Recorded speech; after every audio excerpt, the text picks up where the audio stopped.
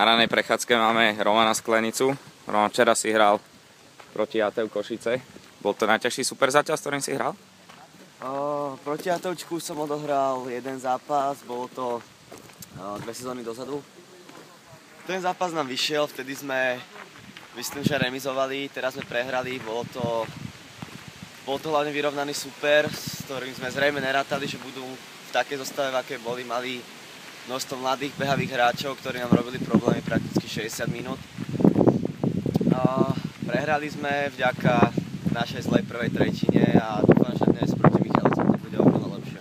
Jak sa ti hralo? Hral si v 2 útokoch v podstate. Áno. Znamená, že najprv si nastúpil na centri v 2. útoku. Tam si mal na krídle Fera a na 2. krídle bol Tomáš Cibulka. Tak? Myslím, Mario sa vám tam bol. Aké to bolo?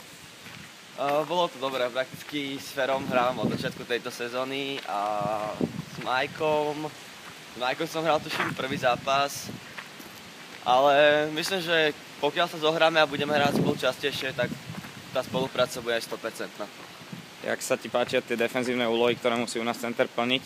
Dokážeš sa s tým vysporiadať?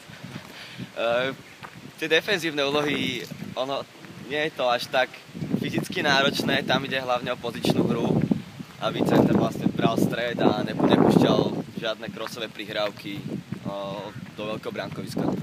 Dobre, díky, držím palce dnes. Ďakujem.